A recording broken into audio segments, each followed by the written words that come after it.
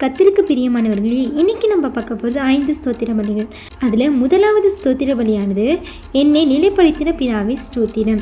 இரண்டாவது என் பிதாவே ஸ்தோத்திரம். மூன்றாவது எல்லாருக்கும் ஒரே பிதாவே ஸ்தோத்திரம். நான்காவது இயேசு கிறிஸ்துவின் பிதாவே ஸ்தோத்திரம். ஐந்தாவது நீதி உள்ள பிதாவே ஸ்தோத்திரம்.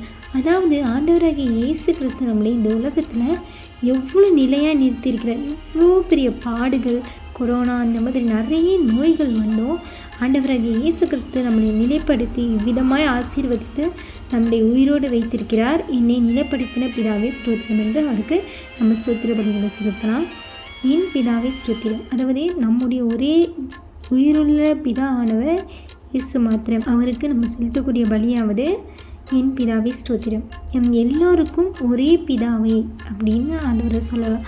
ஏன்னா நம்ம எல்லாருக்கும் ஆண்டவராகிய இயேசு கிறிஸ்து நம்மளுக்கு தகைக்கூடிய ஒவ்வொரு பலத்தையும், நமக்கு சிந்திக்கக்கூடிய செயலையும் எல்லாத்தையும் ஆண்டவராகிய இயேசு கிறிஸ்து நம்மளுக்கு தர்றதுனால நம்முடைய பிதாவாகிய ஆண்டவராகிய இயேசு கிறிஸ்து இருக்கிறார்.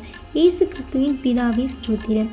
நீதியுள்ள பிதாவே ஸ்தோத்திரம், அதாவது நம்ம கேட்ட கேள்விக்கு பதில் கொடுக்கிற ஒரே தேவன் நீதியுள்ள தேவன், அது நம்முடைய இயேசு கிறிஸ்து மாத்திரம்தான். அதனால் அவருக்கு செலுத்தக்கூடிய அந்த ஸ்தோத்திர பலியானது நீதியுள்ள பிதாவே ஸ்தோத்திரம். ஆமென்.